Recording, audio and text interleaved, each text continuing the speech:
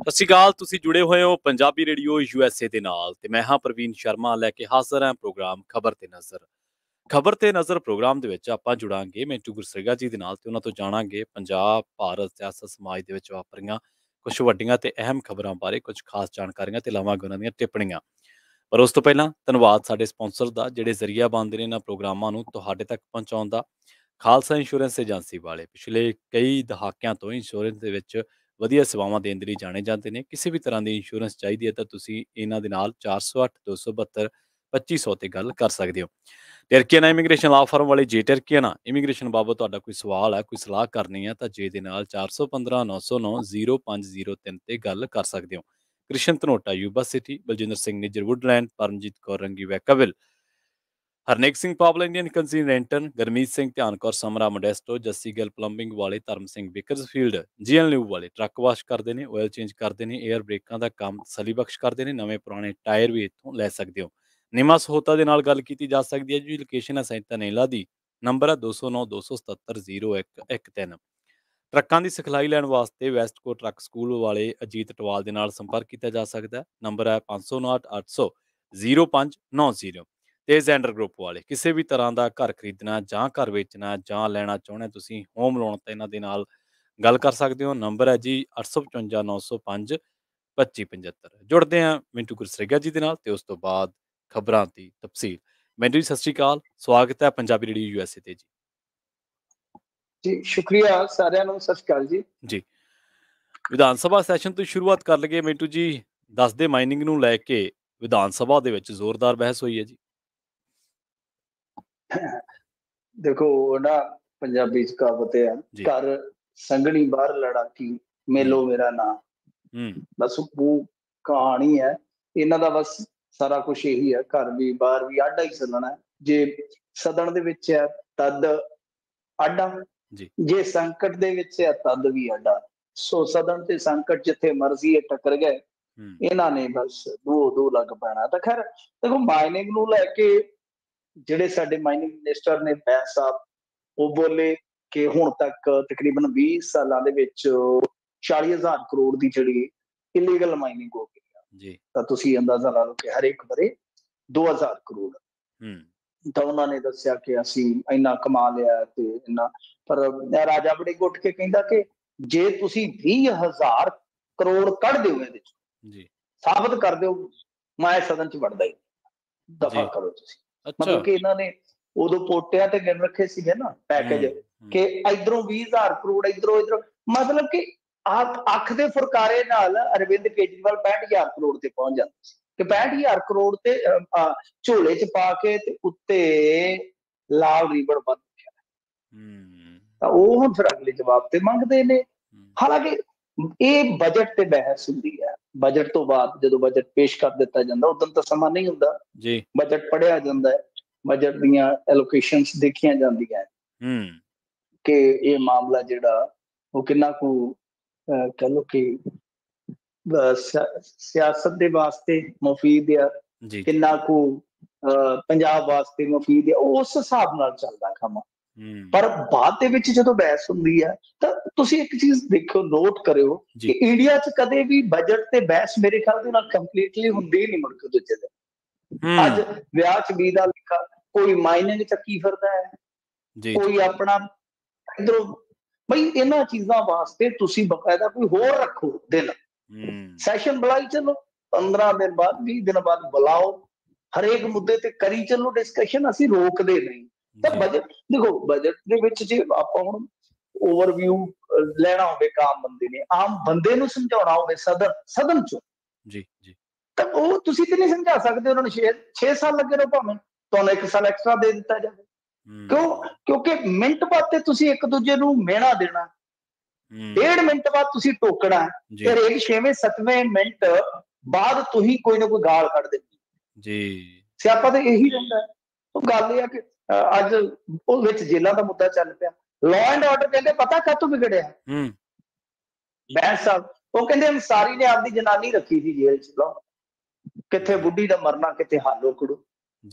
ਉਹ ਕਹਿੰਦਾ ਜੀ 2.25 ਸਾਲ ਇੱਥੇ ਰੱਖਿਆ, ਇੰਨਾ ਖਰਚਾ ਆ ਗਿਆ। ਚਲੋ ਤੇ ਗੱਲਾਂ ਠੀਕ ਨੇ, ਉਹਨਾਂ ਨੂੰ ਕਿੰਨੇ ਰੱਖਿਆ, ਜਾਂਚ ਪੜਤਾਲ ਕਰੋ ਭਾਈ, ਸਾਰੇ ਜੀਆਂ ਨੂੰ ਇੱਥੇ ਕਿਹਨੇ ਰੱਖਿਆ? ਸਗੋਂ ਲੱਭੋ ਤੇ ਉਹ ਯੋਗੀ ਬਾਬਾ ਨੂੰ ਦੱਸ ਦਿਓ, ਉਹਨੇ ਚੱਕ ਕੇ ਲੈ ਜਾਣੇ, ਆਪੇ ਲੈ ਜਾਏਗਾ। ਲਿੰਕ ਲੱਭੋ ਤੁਸੀਂ ਜੀ ਜੀ, ਤੁਹਾਡੇ ਵਾਂਗੂ ਥੋੜੀ ਉਹ ਲੈ ਜਾਏਗਾ ਚੁੱਕ ਕੇ, ਨਾ ਹੋਇਆ ਤਾਂ ਬਲਡੋਜ਼ਰ ਤੇ ਵਿੱਚ ਬਿਠਾ ਕੇ ਲੈ ਜਾਣੇ ਉਹਨੇ। ਉੱਥੇ ਹੈਗਾ ਹੁਣ ਤੁਸੀਂ ਤੇ ਮਿਹਣੇ ਮਾਰਨ ਜੋਗੇ ਜੇ ਜੀ। ਗੱਲ ਇਹ ਹੈ ਕਿ ਆਖੇ ਜੀ ਉਹਨੇ ਤੀਵੀਂ ਆਪਦੀ ਰੱਖੀ ਸੀ ਬੈਰਕ ਚ, ਚਲੋ ਇਹ ਖਬਰਾਂ ਤੇ ਆਈਆਂ ਨੇ, ਅੱਗੇ ਆਈਆਂ, ਔਰ ਅੰਸਾਰੀ ਬਾਰੇ ਸਾਰਾ ਕੁਝ ਹੈਗਾ, ਮੈਂ ਖੁਦ ਕਈ ਵਾਰੀ ਦੱਸਿਆ ਅੰਸਾਰੀ ਬਾਰੇ ਜੀ ਜੀ। ਤੇ ਗੱਲ ਇਹ ਆ ਕਿ ਇਹ ਚੀਜ਼ਾਂ ਠੀਕ ਆ ਕਿ ਇਹਨਾਂ ਤੇ ਡਿਸਕਸ਼ਨ ਹੋ ਸਕਦੀ ਹੈ, ਇਹਨਾਂ ਤੇ ਬਹਿਸ ਹੋ ਸਕਦੀ ਹੈ, ਪਰ ਕੋਈ ਮੌਕਾ ਤਾਂ ਹੋਵੇ। ਹੁਣ ਗੱਲ ਇਹ ਆ ਕਿ ਬੜਾ ਮੇਰਾ ਇੱਕ ਮਤਲਬ ਕਿ ਜਿੱਦਾਂ ਕਹਿ ਲਈਏ ਕਿ ਜੈਨੂਇਨ ਤੇ ਬੜਾ ਇੱਕ ਬੇਸਿਕ ਸਵਾਲ ਸੀਗਾ ਕਿ ਪਿਛਲੀ ਵਾਰੀ ਵੀ ਜੇ ਤੁਸੀਂ ਦੇਖੋਗੇ ਤਾਂ 1,68,000 ਕਰੋੜ ਦਾ ਬਜਟ ਜਿਹੜਾ ਪ੍ਰਸਤਾਵਿਤ ਬਜਟ ਜਿਹਨੂੰ ਕਹਿੰਦੇ ਹਨ, ਹਾਂਜੀ, ਉਹ ਇਹਨਾਂ ਨੇ ਪੇਸ਼ ਕੀਤਾ। ਖਰਚ ਕਿੰਨਾ ਹੋਇਆ ਸੀ? 1,55,000 ਕਰੋੜ, ਮਤਲਬ ਕਿ ਉਤਲਾ 13,000 ਕਰੋੜ ਲਗਾਈ, ਠੀਕ ਹੈ ਜੀ, ਜਿਹੜਾ 14% ਬਣਦਾ। ਕਿ ਤੁਸੀਂ ਵੀ ਗਿਣਾ ਦਿੱਤਾ 1,55,000 ਕਰੋੜ ਦਾ ਖਰਚ ਕਿੰਨਾ ਕਰੋਗੇ ਜੀ? ਪ੍ਰਸਤਾਵਿਤ ਬਜਟ ਆ ਗਿਆ ਤੁਹਾਡਾ, ਕੀ ਗਾਰੰਟੀ ਹੈ, ਗਾਰੰਟੀਆਂ ਦੇਣ ਵਾਲੇ ਹੋ ਕਿ ਸਾਰਾ ਜਿਹੜਾ ਉਹ ਬਜਟ ਖਰਚ ਹੋਏਗਾ? ਕੁਝ ਵੀ ਨਹੀਂ ਹੈ ਇਹਦੇ ਵਿੱਚ। ਫਿਰ ਜੇ ਤੁਸੀਂ ਦੇਖੋਗੇ ਬਜਟ ਦੇ ਵਿੱਚ ਜਿਹੜਾ ਸਾਡਾ ਮਤਲਬ ਕਿ ਘਾਟਾ ਹੋਏਗਾ ਰੈਵਨਿਊ ਦਾ 2% ਰਹੇਗਾ, ਜਾਂ ਜਿਹੜਾ ਫਿਸਕਲ ਡੈਫਿਸਿਟ ਜਿਹਨੂੰ ਕਹਿੰਦੇ ਆ ਉਹ 3.25% ਰਹੇਗਾ। ਇਹ ਕਿੱਥੋਂ ਪੂਰਾ ਹੋਏਗਾ ਬਈ? ਇਹਦੇ ਤੇ ਬਹਿਸ ਹੁੰਦੀ, ਇਹਦੇ ਤੇ ਚਰਚਾ ਹੁੰਦੀ ਕਿ ਹਾਂ ਬਾਈ ਇੱਥੋਂ ਅਸੀਂ ਹੱਥ ਪੱਲਾ ਮਾਰਾਂਗੇ, ਇੱਥੋਂ ਆਹ ਕੁਛ ਹੋਏਗਾ। ਹੁਣ ਦੇਖੋ ਰੁਪਈਆ ਜੇ ਤੁਸੀਂ ਦੇਖੋਗੇ ਨਾ, ਰੁਪਈਆ ਜਿਹੜਾ ਪੰਜਾਬ ਦਾ ਰੁਪਈਆ ਉਹਦੇ ਲੱਗਿਆ ਪਿਆ 60-65,000 ਕਰੋੜ ਰੁਪਈਆ ਤੇ ਊਂ ਹੀ ਤੁਰਿਆ ਜਾਂਦਾ। ਮਤਲਬ ਕਿ ਤੁਸੀਂ ਦੇਖ ਲਓ ਹੁਣ ਕਿ ਪੈਨਸ਼ਨ ਤੇ ਕਿੰਨੇ ਪੈਸੇ ਜਾਣੇ ਨੇ, ਤਨਖਾਹਾਂ ਤੇ ਕਿੰਨੇ ਪੈਸੇ ਜਾਣੇ ਆ। ਮੈਂ ਦੱਸ ਦਿੰਦਾ, ਕੱਲੀ ਤੁਹਾਨੂੰ ਫਿਗਰ ਦੱਸ ਦਿੰਦਾ। ਸਰਕਾਰੀ ਜੇ ਆਪਾਂ ਦੇਖੀਏ ਵੀ ਇਹ ਰੁਪਈਆ ਜਿਹੜਾ ਕਿੱਥੇ ਜਾਏਗਾ, ਸਰਕਾਰੀ ਕਰਜ਼ੇ ਤੇ ਜਾਏਗਾ 10%, ਪੁਰਾਣੇ ਤੇ ਨਵੇਂ ਕਰਜ਼ੇ ਤੇ ਜਾਏਗਾ ਤਕਰੀਬਨ 13%, 20,000 ਕਰੋੜ। ਪੈਨਸ਼ਨ ਰਿਟਾਇਰਮੈਂਟ 15,000 ਕਰੋੜ ਜਾਏਗਾ 10%। ਇੱਕ ਹੁੰਦਾ ਪੂੰਜੀਗਤ ਖਰਚੇ, ਇਹ ਬਹੁਤੀਆਂ ਟਰਮਾਂ ਦਾ ਇਹ ਦੱਸਦੇ ਹੀ ਨਹੀਂ ਕਿ ਲੋਕਾਂ ਨੂੰ ਹੁਣ ਪੂੰਜੀਗਤ ਖਰਚਾ ਬਹੁਤ ਮਹੱਤਵਪੂਰਨ ਹੁੰਦਾ ਹੈ। ਇਹਨੂੰ ਕਹਿੰਦੇ ਕੈਪੀਟਲ ਐਕਸਪੈਂਡੀਚਰ, ਮਤਲਬ ਕਿ ਜਿਹਦੇ ਚ ਆ ਸੜਕਾਂ ਬਣਾਉਣੀਆਂ, ਸਰਕਾਰ ਨੇ ਆਪ ਪੈਸੇ ਹੈਲਪ ਦੇਣੀ, ਕੰਮ ਆਪਦੇ ਕੋਲੋਂ ਮਤਲਬ ਕਿ ਰੁਜ਼ਗਾਰ ਦੇ, ਕਿਤੇ ਇਮਾਰਤ ਬਣਾਈ ਤਾਂ ਉਹਦੇ ਚ ਕਿੰਨਾ ਬਚਿਆ? ਕੈਪੀਟਲ ਐਕਸਪੈਂਡੀਚਰ ਦੇ ਵਿੱਚ ਸਿਰਫ 10,981। ਇਹ ਵਿਕਾਸ ਲਈ ਪੈਸਾ ਜਾਣਾ, ਇਹ 7% ਹੈ ਟੋਟਲ ਰੁਪਈਏ ਦਾ, ਤੁਸੀਂ ਦੇਖ ਲਓ। ਤੇ ਬਾਕੀ ਲਾ ਲਓ ਹੋਰ ਜਿਹੜੇ ਵਿੱਤੀ ਖਰਚੇ ਜਿਹੜੇ ਪਾ ਕੇ 26%, ਤੇ ਸੈਲਰੀਆਂ ਦਾ ਚਲੇ ਗਿਆ 20%, ਕਰਜ਼ੇ ਦੀ ਪੇਸ਼ਗੀ ਚੱਲ ਗਈ 1%, ਰੁਪਈਆ ਪੂਰਾ, ਰੁਪਈਆ ਤੇ ਪੂਰਾ ਹੋ ਗਿਆ। ਤਾਂ ਕਹਿਣ ਦਾ ਮਤਲਬ ਇਹ ਹੈ ਕਿ ਬਾਕੀ ਉਤਲਾ ਖਰਚਾ ਜਿਹੜਾ ਪਾੜਾ ਰਹੇਗਾ, ਚਾਹੇ ਉਹ 20,000 ਕਰੋੜ ਦਾ ਰਹੇ, ਚਾਹੇ 50,000 ਕਰੋੜ ਦਾ ਰਹੇ, ਉਹ ਕਿੱਥੋਂ ਪੂਰਿਆ ਜਾਏਗਾ? ਇਹਦੇ ਤੇ ਬਹਿਸ ਹੋਵੇ ਸਾਰਥਕ ਤਰੀਕੇ ਨਾਲ, ਲੋਕਾਂ ਨੂੰ ਪਤਾ ਲੱਗੇ ਕਿ ਕਿਸ ਵਿਜ਼ਨ ਦੇ ਨਾਲ ਸਰਕਾਰ ਅੱਗੇ ਵੱਧ ਰਹੀ, ਉਹਨੂੰ ਬੋਲਣ ਦਾ ਮੌਕਾ ਮਿਲੇ ਸਰਕਾਰ ਨੂੰ ਹਰੇਕ ਗੱਲ ਤੇ। ਅੱਛਾ, ਉਹਨਾਂ ਅੰਸਾਰੀ ਨੂੰ ਫੜਿਆ, ਉਹ ਭੱਜ ਕੇ ਭਾਊ ਜੀ ਜਿਹੜੇ ਬਾਜਵਾ ਸਾਹਿਬ ਉਹ ਅੱਗੇ ਹੋ ਗਏ। ਆਈਏ ਫਿਰ ਲਾਰੈਂਸ ਤੇ ਆਈਏ, ਦੇਖੋ ਕਮਾਲ ਦੀ ਗੱਲ ਹੈ। ਫਲਾਨ ਜਲਾਏ ਨਾਲ ਠੇਂਗੋ ਠੇਂਗੀ, ਤੁਹਾਨੂੰ ਤਾਂ ਪਤਾ ਨਹੀਂ, ਤੁਸੀਂ ਤੇ ਉਦੋਂ ਦਿੱਲੀ ਚ ਰਾਜ ਸਭਾ ਤੇ ਭੋਗ ਰਹੇ ਸੀਗੇ ਜਦੋਂ ਸਾਰਾ ਕੁਛ ਇੱਥੇ ਹੋਣ ਪਿਆ ਸੀਗਾ, ਚਿੱਠੀਆਂ ਕੋਹਾਂ ਲਿਖੀਆਂ। ਅੱਜ ਤੁਸੀਂ ਆਪਣੀ ਸਰਕਾਰ ਨੂੰ ਏਦਾਂ ਡਿਪੈਂਡ ਕਰ ਰਹੇ ਹੋ।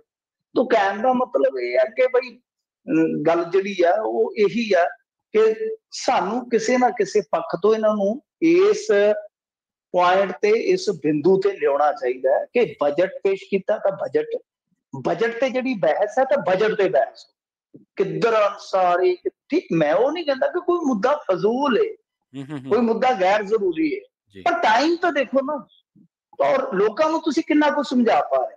ਜੇ ਸਦਨ ਹਾਊਸ ਲੋਕਾਂ ਨੂੰ ਸਮਝਾ ਹੀ ਨਹੀਂ ਪਾ ਰਿਹਾ, ਲੋਕਾਂ ਨੂੰ ਆਪਣਾ ਵਿਜ਼ਨ ਹੀ ਨਹੀਂ ਦਿਖਾ ਰਿਹਾ, ਸਿਰਫ ਤੇ ਸਿਰਫ ਟੈਲੀਵਿਜ਼ਨ ਹੀ ਦਿਖਾ ਰਿਹਾ ਕਿ ਲਾਈਵ ਕਰ ਦਿੱਤਾ ਜੀ, ਤੇ ਜੋ ਤੁਸੀਂ ਉੱਥੇ ਕਰ ਰਹੇ ਹੋ ਕਰ ਦਿੱਤਾ, ਉਹ ਠੀਕ ਨਹੀਂ ਹੈ। ਤੇ ਇਹਦੇ ਚ ਇਹ ਨਹੀਂ ਹੈ ਕਿ ਆਪੋਜੀਸ਼ਨ ਕੱਲੀ ਮਾੜੀ ਹੈ ਜਾਂ ਸਰਕਾਰ ਕੱਲੀ ਮਾੜੀ ਆ, ਇਹ ਸਾਰਿਆਂ ਦਾ ਵਤੀਰਾ ਕੁਛ ਇਸ ਕਿਸਮ ਦਾ। ਠੀਕ ਹੈ, ਬੜੇ ਜ਼ਰੂਰੀ ਮੁੱਦੇ ਹੋਰ ਵੀ ਹੁੰਦੇ ਆ, ਤੁਸੀਂ ਉਹ ਚੱਕੋ, ਖੁੱਲਾ ਰੱਖੋ ਇਹਨੂੰ। ਤੁਸੀਂ ਬਜਟ ਸੈਸ਼ਨ ਨੂੰ ਕਿਉਂ ਸੰਗੇੜ ਦਿੱਤਾ 4-5 ਦਿਨਾਂ ਦੇ ਵਿੱਚ ਬਈ? ਇਹਨੂੰ ਖੜਦੇ ਤੁਸੀਂ 10-15 ਦਿਨ, ਨਾਲੇ ਬਜਟ ਤੇ ਬਹਿਸ ਭਖਵੀ ਹੁੰਦੀ, ਸਰਕਾਰ ਦਾ ਵਿਜ਼ਨ ਵੇਖਿਆ ਜਾਂਦਾ ਕਿ ਕੀ ਬਲੂਪ੍ਰਿੰਟ ਹੈ ਇਹਨਾਂ ਦੇ ਕੋਲ, ਬਾਕੀ ਦੂਸਰੇ ਮੁੱਦੇ ਵੀ ਡਿਸਕਸ਼ਨ ਹੋਈ ਜਾਂਦੇ ਵਨ ਬਾਈ ਵਨ। ਆ ਤੁਸੀਂ ਦੇਖ ਲਓ ਕਿਹੜੇ ਸੈਕਟਰ 'ਚ, ਮੈਂ ਤੁਹਾਨੂੰ ਕੱਲ ਕਿਹਾ ਸੀਗਾ ਕਿ ਜਦੋਂ ਮੈਂ ਫੋਲਾ ਫੋਲੀ ਕਰ ਲਵਾਂਗਾ ਮੈਂ ਉਸ ਤੋਂ ਬਾਅਦ ਹੀ ਕੁਝ ਦੱਸਣ ਦੀ ਸਮਰੱਥਾ ਰੱਖਾਂਗਾ। ਐਵੇਂ ਹਨੇਰੇ 'ਚ ਤੀਰ ਮਾਰਨ ਦਾ ਕੀ ਫਾਇਦਾ ਹੈ? 25 ਕਰੋੜ ਰੁਪਈਆ ਖੇਡਾਂ ਵਾਸਤੇ ਦੱਸੋ ਜੀ। 25 ਕਰੋੜ ਨਾਲ ਕੀ ਸਪੋਰਟਸ ਚੱਲੇਗਾ ਮੈਨੂੰ ਦੱਸ ਦਿਓ। ਠੀਕ ਹੈ, ਇੰਡਸਟਰੀ ਵਾਸਤੇ ਟੋਟਲ 3163 ਕਰੋੜ ਰੁਪਈਆ ਜੀ। 2503 ਕਰੋੜ ਰੁਪਈਆ ਬਿਜਲੀ ਸਬਸਿਡੀ 'ਚ ਚਲੇ ਗਿਆ।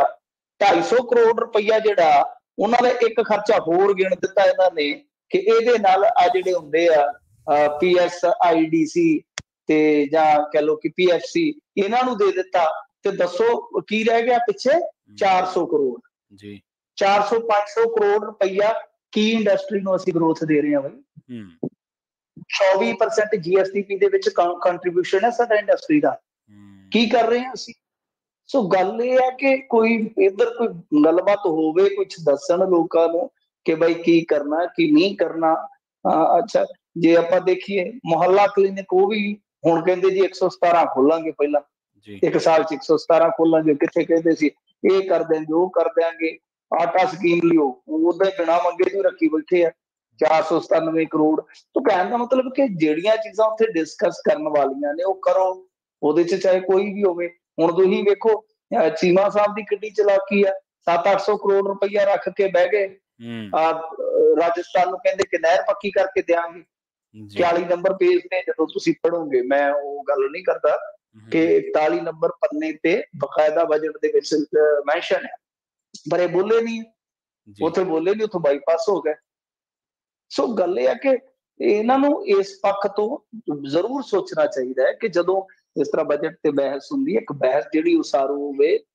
ਦੂਸਰੀ ਇਹ ਹੈ ਕਿ ਉਹ ਬਹਿਸ ਇਸ ਤਰ੍ਹਾਂ ਦੀ ਹੋਵੇ, ਸਾਦੀ ਬਹਿਸ ਹੋਵੇ ਕਿ ਲੋਕਾਂ ਨੂੰ ਸਮਝ ਆਵੇ। ਆ ਸੰਧਵਾ ਸਾਹਿਬ ਸ਼ੇਰਵਾਨੀ ਪਾ ਕੇ ਬਹਿ ਜਾਂਦੇ, 5-7 ਸ਼ੇਰਵਾਨੀਆਂ ਰੱਖੀਆਂ ਇਹਨਾਂ ਨੇ ਚੰਡੀਗੜ੍ਹ। ਮੈਂ ਕੋਈ ਨਿੱਜੀ ਟਿੱਪਣੀ ਨਹੀਂ ਕਰ ਰਿਹਾ, ਦੇ ਅੰਗਰੇਜ਼ੀ ਤੇ ਅੰਗਰੇਜ਼ੀ ਪਤਾ ਨਹੀਂ ਕਿੱਥੋਂ ਕੱਢ ਲਿਆ ਇਹਨੇ। ਉਹ ਬਈ ਕਿਸੇ ਲਾਇਕ ਕਾਹਦੇ ਵਾਸਤੇ ਕੀਤਾ ਜੇ 70% ਨੂੰ ਸਮਝ ਹੀ ਨਹੀਂ ਆਉਣੀ ਵੀ ਕੀ ਬੋਲੀ ਜਾਂਦਾ ਹੈ।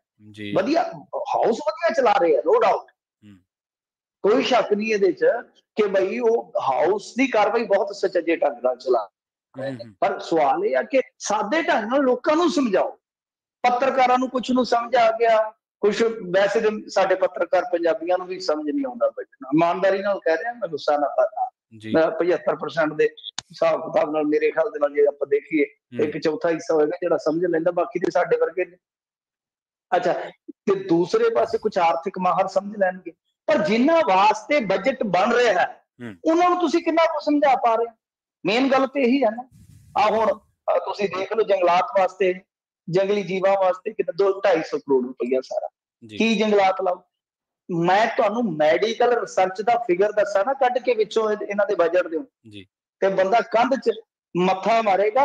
50 ਕਰੋੜ ਰੁਪਈਆ ਰੱਖਿਆ ਮੈਡੀਕਲ ਰਿਸਰਚ ਵਾਸਤੇ, ਜਿਹੜੀ ਸਭ ਤੋਂ ਜ਼ਰੂਰੀ ਚੀਜ਼ ਹੈ ਰਿਸਰਚ, ਔਰ ਉਹ ਵੀ ਮੈਡੀਕਲ ਰਿਸਰਚ, ਉਹਦੇ 'ਚ 50 ਕਰੋੜ ਰੁਪਏ। ਮਤਲਬ ਕਿ ਇਹਨਾਂ ਬਿੰਦੂਆਂ ਤੇ ਵਿਰੋਧੀ ਧਿਰ ਨੂੰ ਜਵਾਬ ਮੰਗਣਾ ਚਾਹੀਦਾ, ਸਰਕਾਰ ਨੂੰ ਜਵਾਬ ਦੇਣਾ ਚਾਹੀਦਾ ਕਿ ਬਾਈ ਕਿਹੜੇ ਸੈਕਟਰ 'ਚ ਕਿੱਥੇ ਇਹਨਾਂ ਨੇ ਉਸ ਖੇਤਰ ਨੂੰ ਅਣਗੌਲਿਆ, ਕਿੱਥੇ ਇਹਨਾਂ ਨੇ ਵਧਾਇਆ। ਜਿੱਥੇ ਵਧਾਇਆ ਉਹਨਾਂ ਨੂੰ ਸ਼ਾਬਾਸ਼ੀ ਦਿਓ, ਜਿੱਥੇ ਲਾਉਣ ਵਾਲੇ ਆ, ਜਿੱਥੇ ਲੱਗਣ ਵਾਲੇ ਆ, ਉੱਥੇ ਕਹਿਣਾ ਚਾਹੀਦਾ। ਸੋ ਖੈਰ ਚਲੋ, ਇਹ ਡੰਗ ਟੱਪ ਜਾਣਾ ਜੀ, ਕੱਲ ਨੂੰ ਆਖਰੀ ਦਿਨ ਆ।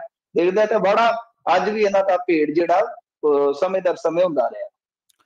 ਲਾਰੈਂਸ ਬਿਸ਼ਨੋਈ ਦੀ ਗੱਲ ਕਰੀਏ ਮਿੰਟੂ ਜੀ, ਲਾਰੈਂਸ ਬਿਸ਼ਨੋਈ ਨੂੰ ਖਰੜ ਫੇਰ ਲੈ ਕੇ ਗਏ ਆ, ਸੁਰੱਖਿਆ ਕਾਰਨ ਦੱਸੇ ਗਏ ਇਹਦੇ ਲਿਜਾਣ ਪਿੱਛੇ, ਤਬਦੀਲ ਕਰਨ ਪਿੱਛੇ।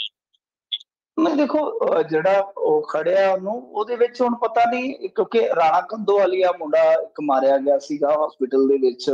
ਅਸਲ 'ਚ ਕੀ ਹੈ ਕਿ ਕੰਦੋਵਾਲੀਆ ਜਿਹੜਾ ਉਹ ਮੇਨ ਸਟ੍ਰੀਮ 'ਚ ਆ ਰਿਹਾ ਸੀਗਾ, ਉਹ ਬਹੁਤ ਜਲਦੀ ਸ਼ਾਦੀ ਵੀ ਮੇਰੇ ਖਿਆਲ ਦੇ ਨਾਲ ਉਹਦੀ ਹੋ ਗਈ ਸੀਗੀ, ਬਾਅਦ ਦੇ ਵਿੱਚ ਕਤਲ ਕਰ ਦਿੱਤਾ ਗਿਆ। ਜ਼ਿੰਮੇਵਾਰੀਆਂ ਜਿਵੇਂ ਲੈਂਦੇ ਨੇ ਪੋਸਟਾਂ ਪਾ ਕੇ, ਉਸ ਤਰ੍ਹਾਂ ਹੀ ਜ਼ਿੰਮੇਵਾਰੀ ਲੈ ਲਈ ਸੀਗੀ। ਤਾਂ ਇਹਨਾਂ ਨੇ, ਜਿਵੇਂ ਅਸੀਂ ਵਾਰ-ਵਾਰ ਕਹਿ ਰਹੇ ਸੀਗੇ ਆਪਣੇ ਸਰੋਤਿਆਂ ਨੂੰ, ਕਿ ਇਹਨੂੰ ਤੇ ਲੰਬੀ ਯਾਤਰਾ ਤੇ ਰੱਖਣਗੇ ਪੰਜਾਬ ਦੇ ਥਾਣਿਆਂ 'ਚ ਲਾਰੈਂਸ ਨੂੰ। ਤਾਂ ਉਹ 7-8 ਦਿਨ ਦਾ ਰਿਮਾਂਡ ਲੈ ਲਿਆ ਅੰਮ੍ਰਿਤਸਰ ਨੇ, ਪੁਲਿਸ ਅੰਮ੍ਰਿਤਸਰ ਨੇ।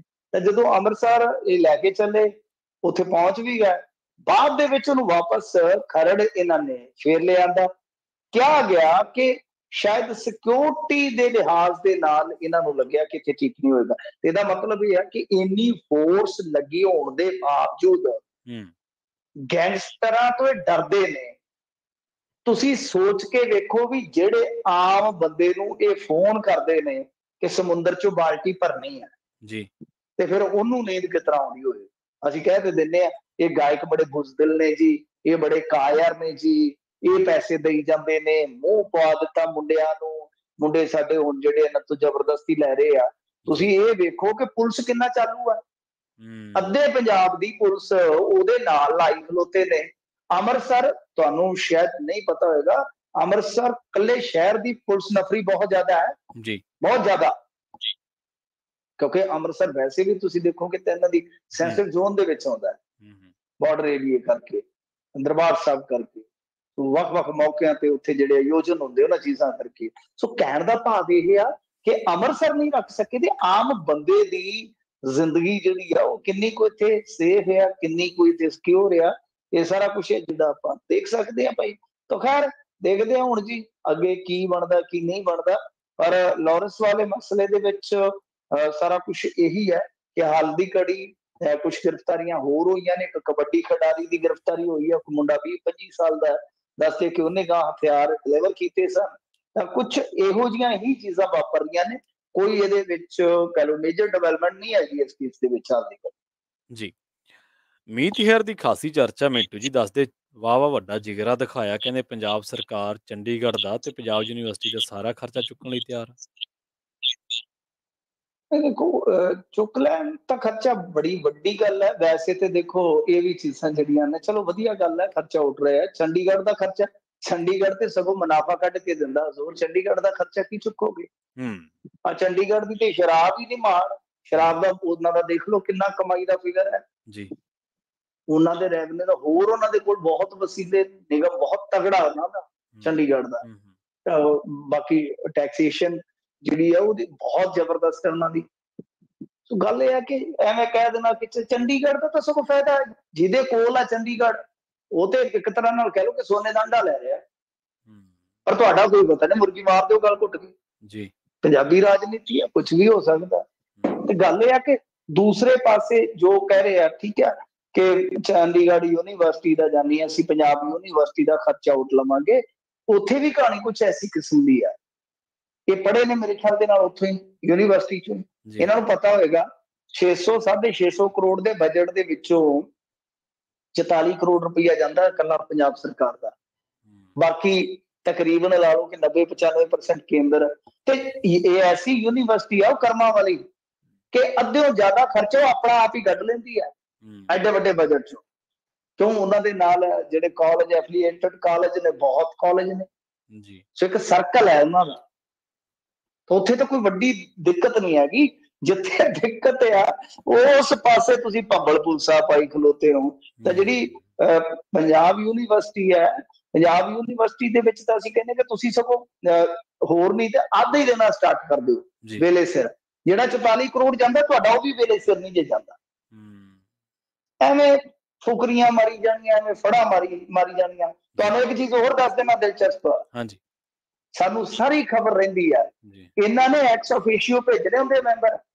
ਹਾਂਜੀ, ਦੋ, ਇੱਕ ਤਾਂ ਹੁੰਦਾ ਸਾਡਾ ਚੀਫ ਮਿਨਿਸਟਰ, ਇੱਕ ਹੁੰਦਾ ਸਾਡਾ ਐਜੂਕੇਸ਼ਨਲ ਮਿਨਿਸਟਰ ਜਿਹੜਾ, ਇੱਕ ਹੁੰਦਾ ਸਾਡਾ DPI, ਤੇ ਦੋ ਹੁੰਦੇ ਨੇ ਸਾਡੇ ਇਹ ਜਾਂਦੇ ਨੇ MLA।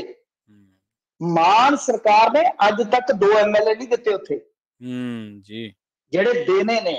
ਗੱਲਾਂ ਕਰਦੇ ਆ ਇਹਨਾਂ ਗੱਲਾਂ ਦਾ ਉੱਥੇ ਫਾਇਦਾ ਜਿੱਥੇ ਤੁਹਾਡੇ ਅੱਗੇ ਉਹ ਬੈਠੇ ਆ, ਮਤਲਬ ਕਿ ਜਮਹੂਰੀ ਟਾਈਪ ਜੀ, ਜਿਨ੍ਹਾਂ ਨੇ ਤੁਹਾਨੂੰ ਕੁਛ ਵੀ ਨਹੀਂ ਪੁੱਛਣਾ ਦੱਸਣਾ, ਉੱਥੇ ਕਹੀ ਜਾਂਦੇ, ਤੁਸੀਂ ਆਪਦੀਆਂ ਇੱਕ ਦੂਜੇ ਨੂੰ ਸੁਣਾਈ ਜਾਂਦੇ। ਗੱਲ ਇਹ ਹੈ ਕਿ ਜਦੋਂ ਖੁੱਲੀ ਆਰਗੂਮੈਂਟ ਦੇ ਵਿੱਚ ਆਓਗੇ ਤੁਹਾਨੂੰ ਸਵਾਲ ਬਹੁਤ ਹੋਣਗੇ। ਯੂਨੀਵਰਸਿਟੀ ਵਾਲੇ ਬੱਚੇ ਤੁਹਾਨੂੰ ਮਿਲਣ ਜਾਂਦੇ ਆ ਡਾਂਗਾ ਖਾ ਕੇ, ਤੇ ਉਹ ਮੁੱਖ ਮੰਤਰੀ ਦਾ OSD, ਮੁੱਖ ਮੰਤਰੀ ਘਰੇ ਆ, OSD ਉਹਨਾਂ ਨੂੰ ਟਰਕਾ ਦਿੰਦਾ ਜੀ, ਤੇ ਮੁੱਖ ਮੰਤਰੀ ਅਗਲੇ ਦਿਨ ਹਿਮਾਚਲ ਫਿਰਦੇ ਹੁੰਦੇ ਆ।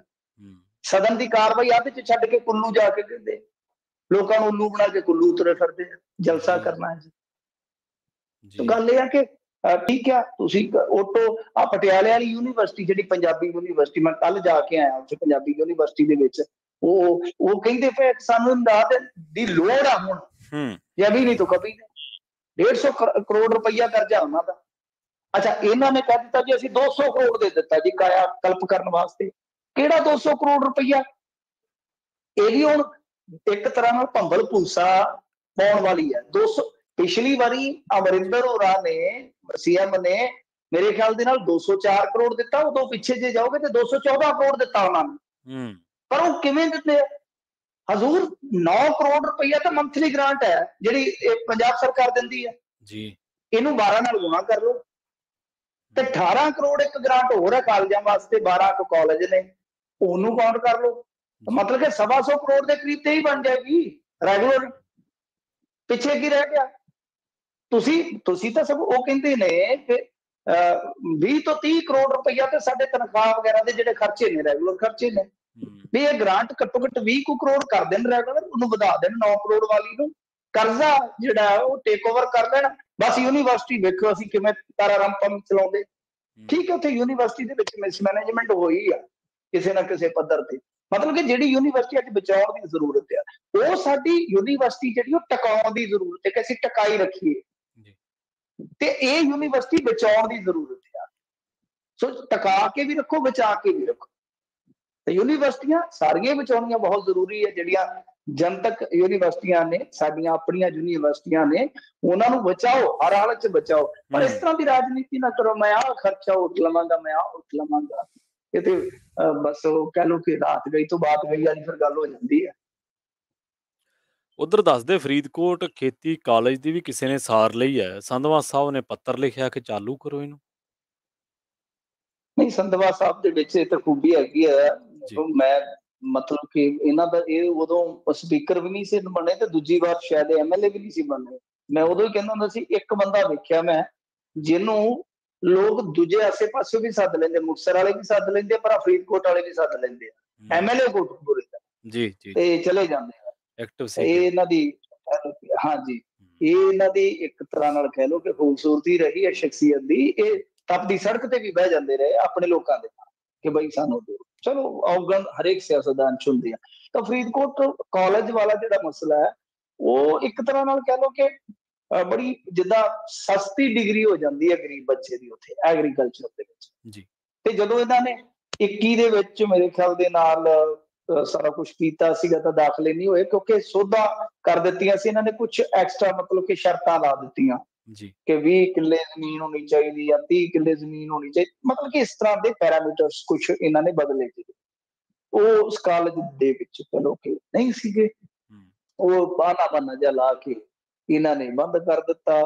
ਫਿਰ ਕੁਝ ਉੱਥੇ ਸਟਾਫ ਹੀ ਹੈ ਨਹੀਂ, ਯਾਨੀ ਮਤਲਬ ਕਿ ਟੋਟਲ ਲਾ ਲਓ ਕਿ ਸਾਰਾ ਕੁਝ ਜਿਹੜਾ ਉਹ ਬੰਦ ਹੋ ਗਿਆ 2020 ਦੇ ਵਿੱਚ। 21 ਦੇ ਵਿੱਚ ਕੋਈ ਦਾਖਲਾ ਨਹੀਂ ਹੋਇਆ। ਤਾਂ ਹੁਣ ਇਹਨਾਂ ਨੇ ਪੱਤਰ ਲਿਖ ਕੇ ਉਹਨੂੰ ਚਾਲੂ ਕਰਵਾਉਣ ਦਾ ਕਿਤੇ ਨਾ ਕਿਤੇ ਪ੍ਰਮੁੱਖ ਸਕੱਤਰ ਨੂੰ ਕਿਹਾ ਕਿ ਤਰੱਦਦ ਕਰੋ, ਕਿਹਾ ਵਾ। ਹੁਣ ਦੇਖਦੇ ਆ, ਹੋਣਾ ਚਾਹੀਦਾ ਜੀ। ਜਿੱਦਾਂ ਹੁਣ ਛੋਟੇ ਘਰਾਂ ਦੇ ਬੱਚੇ ਨੇ ਜੇ ਉਹਨਾਂ ਨੇ ਐਗਰੀਕਲਚਰ ਦੇ ਵਿੱਚ ਕਰਨੀ ਹੈ, ਡਿਗਰੀ ਕਰਨੀ ਹੈ, ਉਹ ਕਿਸੇ ਵੱਡੇ ਯੂਨੀਵਰਸਿਟੀ 'ਚ ਜਾਂ ਵੱਡੇ ਕਾਲਜ 'ਚ ਨਹੀਂ ਜਾ ਸਕਦੇ।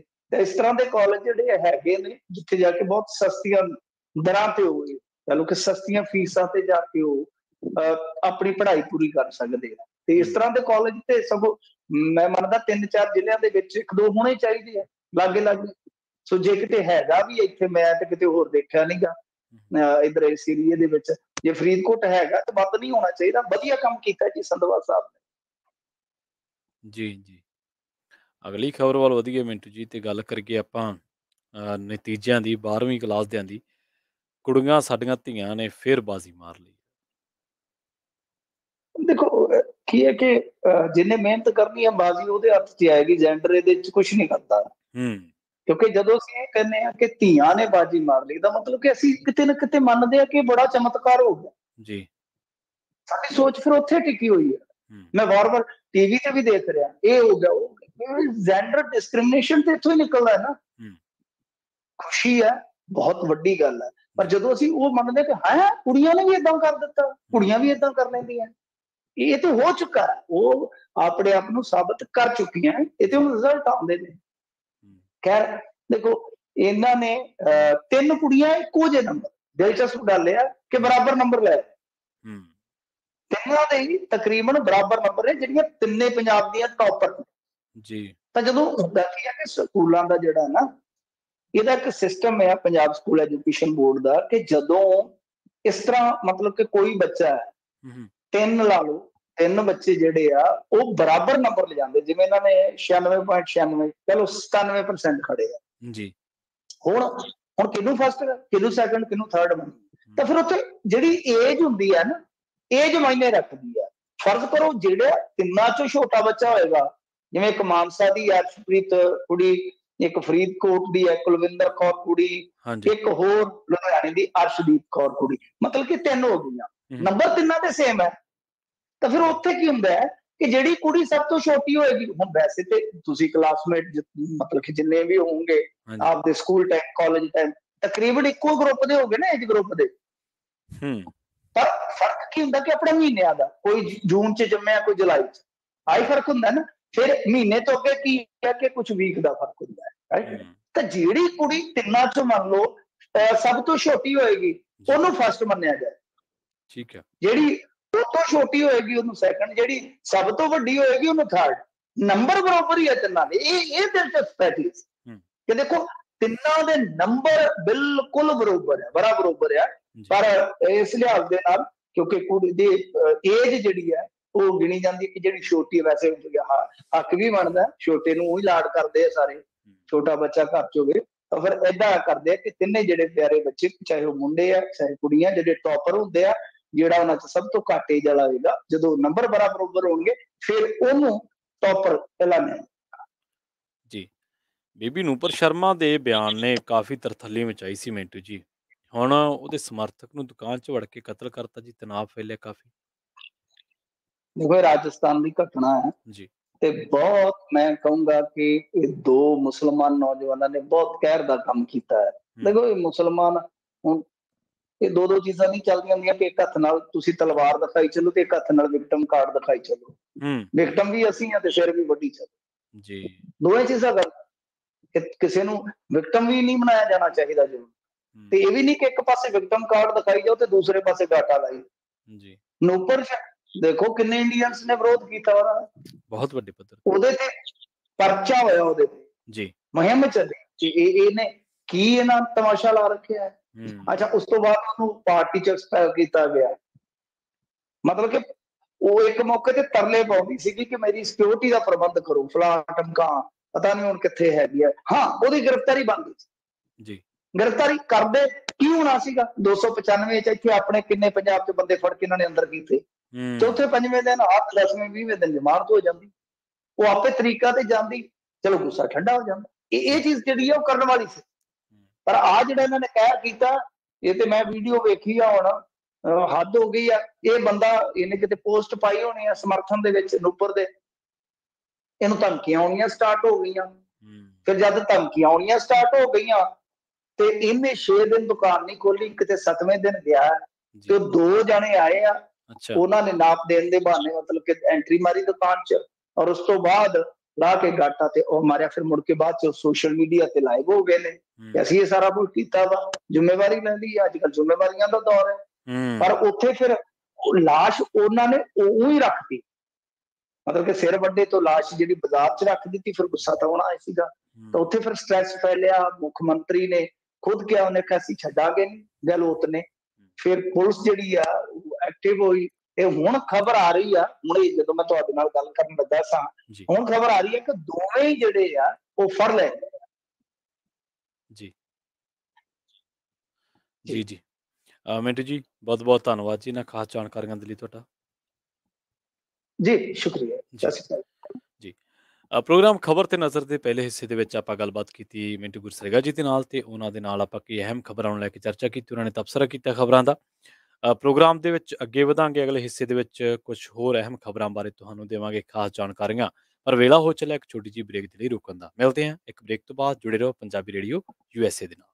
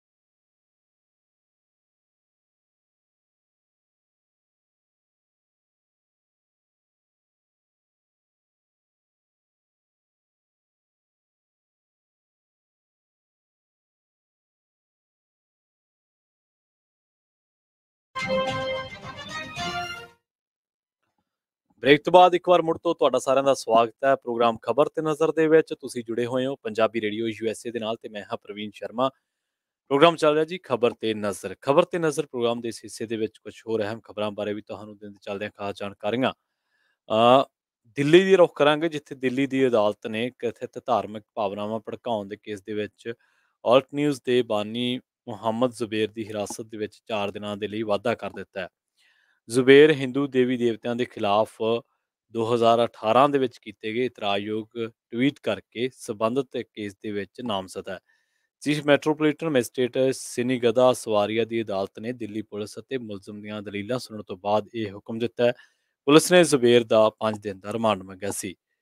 ਦਿੱਲੀ ਪੁਲਿਸ ਨੇ ਅਦਾਲਤ ਨੂੰ ਕਿਹਾ ਕਿ ਮੁਹੰਮਦ ਜ਼ੁਬੇਰ ਨੇ ਪ੍ਰਸਿੱਧੀ ਪਾਉਣ ਦੇ ਲਈ ਧਾਰਮਿਕ ਭਾਵਨਾਵਾਂ ਨੂੰ ਭੜਕਾਉਣ ਵਾਲੇ ਇਤਰਾਜ਼ਯੋਗ ਟਵੀਟ ਕੀਤੇ ਸਨ। ਹਾਲਾਂਕਿ ਜ਼ੁਬੇਰ ਦੇ ਵਕੀਲ ਨੇ ਅਦਾਲਤ ਨੂੰ ਦੱਸਿਆ ਕਿ ਪੁਲਿਸ ਵੱਲੋਂ ਕਥਿਤ ਤੌਰ ਤੇ ਐਡਿਟ ਕੀਤੀ ਗਈ ਤਸਵੀਰ ਅਸਲ ਦੇ ਵਿੱਚ ਪੁਰਾਣੀ ਹਿੰਦੀ ਫਿਲਮ ਦੀ ਹੈ।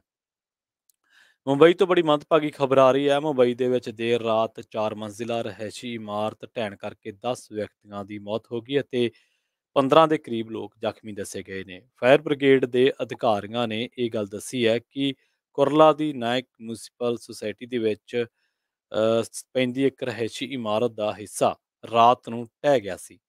ਉਹਨਾਂ ਦੱਸਿਆ ਕਿ ਜ਼ਖਮੀਆਂ ਨੂੰ ਘਾਟ ਕੋਪਰ ਅਤੇ ਸਾਇਨ ਦੇ ਸਰਕਾਰੀ ਹਸਪਤਾਲਾਂ ਦੇ ਵਿੱਚ ਦਾਖਲ ਕਰਵਾਇਆ ਗਿਆ, ਜਿੱਥੇ ਕਈਆਂ ਦੀ ਹਾਲਤ ਗੰਭੀਰ ਬਣੀ ਹੋਈ ਹੈ। ਉਧਰ ਦੂਜੇ ਪਾਸੇ ਜੇਕਰ ਪੰਜਾਬ ਦੀਆਂ ਖਬਰਾਂ ਦੀ ਗੱਲ ਕਰੀਏ ਤਾਂ ਪੰਜਾਬ ਵਿਧਾਨ ਸਭਾ ਦੇ ਬਜਟ ਸੈਸ਼ਨ ਦੇ ਦੌਰਾਨ ਜਦੋਂ ਚਰਚਾ ਚੱਲ ਰਹੀ ਸੀ ਤਾਂ ਮੁੱਖ ਮੰਤਰੀ ਭਗਵੰਤ ਮਾਨ ਨੇ ਅਗਨੀਪਥ ਸਕੀਮ ਦੇ ਖਿਲਾਫ ਸਰਬ ਪਾਰਟੀ ਮਤਾ ਲਿਆਉਣ ਦਾ ਵਾਅਦਾ ਕੀਤਾ। ਅਜਿਹਾ ਕਰਨ ਦੀ ਮੰਗ ਕਾਂਗਰਸ ਵਿਧਾਇਕ ਦਲ ਦੇ ਨੇਤਾ ਪ੍ਰਤਾਪ ਬਾਜਵਾ ਨੇ ਕੀਤੀ ਸੀ। ਹਾਲਾਂਕਿ ਭਾਜਪਾ ਵਿਧਾਇਕ ਅਸ਼ਵਨੀ ਸ਼ਰਮਾ ਨੇ ਇਸ ਕਦਮ ਦਾ ਵਿਰੋਧ ਕੀਤਾ ਹੈ। ਸ਼ਰਮਾ ਨੇ ਕਿਹਾ ਕਿ ਇਸ ਮੁੱਦੇ ਤੇ ਸਦਨ ਨੂੰ ਗੁੰਮਰਾਹ ਕੀਤਾ ਜਾ ਰਿਹਾ ਹੈ। ਇਸ ਮਾਮਲੇ ਤੇ ਸਦਨ ਦੇ ਵਿੱਚ ਜ਼ੋਰਦਾਰ ਬਹਿਸ ਹੋਈ। ਸਿਫਰ ਕਾਲ ਦੇ ਦੌਰਾਨ ਕਾਂਗਰਸੀ ਵਿਧਾਇਕ ਸੁਖਪਾਲ ਖਹਿਰਾ ਨੇ ਭਾਜਪਾ ਦੀ ਅਗਵਾਈ ਵਾਲੀ ਕੇਂਦਰ ਸਰਕਾਰ ਦੀ ਸ਼ਿਕਾਇਤ ਤੇ YouTube ਤੋਂ ਸਿੱਧੂ ਮੂਸੇਵਾਲੇ ਦੇ SYL ਗੀਤ ਤੇ ਪਾਬੰਦੀ ਲਗਾਉਣ ਦੀ ਨਿੰਦਾ ਵੀ ਕੀਤੀ ਹੈ। ਮੁੱਖ ਮੰਤਰੀ ਨੇ ਕਿਹਾ ਕਿ ਉਹ ਵੀ ਖੁਦ ਪ੍ਰਗਟਾਵੇ ਦੀ ਆਜ਼ਾਦੀ ਦੇ ਹੱਕ ਦੇ ਵਿੱਚ ਨੇ। ਉਧਰ ਦੂਜੇ ਪਾਸੇ ਖਬਰ ਇਹ ਆ ਰਹੀ ਹੈ ਕਿ ਸੰਗਰੂਰ ਲੋਕ ਸਭਾ ਜ਼ਿਮਨੀ ਚੋਣ ਤੋਂ ਜੇਤੂ ਲੋਕ ਸਭਾ ਮੈਂਬਰ ਬਣੇ ਸ਼੍ਰੋਮਣੀ ਅਕਾਲੀ ਦਲ ਅੰਮ੍ਰਿਤਸਰ ਦੇ ਪ੍ਰਧਾਨ ਸਿਮਰਨਜੀਤ ਸਿੰਘ ਮਾਨ ਕਰੋਨਾ ਪੀੜਤ ਹੋ ਗਏ ਨੇ। ਉਸ ਤੋਂ ਬਾਅਦ ਉਹ ਇੱਕ ਹਫ਼ਤੇ ਦੇ ਲਈ ਇਕਾਂਤਵਾਸ ਹੋ ਗਏ ਨੇ। ਕਰੋਨਾ ਪੀੜਤ ਦੀ ਜਾਣਕਾਰੀ ਮਾਨ ਨੇ ਖੁਦ ਟਵੀਟ ਕਰਕੇ ਦਿੱਤੀ ਹੈ ਤੇ ਪਤਾ ਇਹ ਵੀ ਲੱਗਿਆ ਕਿ ਮੁੱਖ ਮੰਤਰੀ ਭਗਵੰਤ ਮਾਨ ਨੇ ਉਹਨਾਂ ਦਾ ਹਾਲ ਚਾਲ ਵੀ ਪੁੱਛਿਆ ਤੇ ਨਾਲੋਂ ਨਾਲ ਹਾਲ ਚਾਲ ਪੁੱਛਣ ਦੇ ਨਾਲ ਉਹਨਾਂ ਦੀ ਸਿਹਤਮੰਦ ਹੋਣ ਦੀ ਜਿਹੜੀ ਆ ਉਹ ਕਾਮਨਾ ਵੀ ਕੀਤੀ ਹੈ। ਮਰਹੂਮ ਨੌਜਵਾਨ ਪੰਜਾਬੀ ਗਾਇਕ ਸਿੱਧੂ ਮੂਸੇਵਾਲੇ ਦੇ ਨਵੇਂ ਗੀਤ SYL ਨੂੰ ਰਿਲੀਜ਼ ਤਰੀਕ ਤੋਂ ਪਹਿਲਾਂ ਲੀਕ ਕਰਨ ਤੇ ਮਾਨਸਾ ਦੇ ਥਾਣਾ ਸਦਰ ਦੇ ਵਿੱਚ ਇੱਕ ਕੇਸ ਦਰਜ ਕੀਤਾ ਗਿਆ।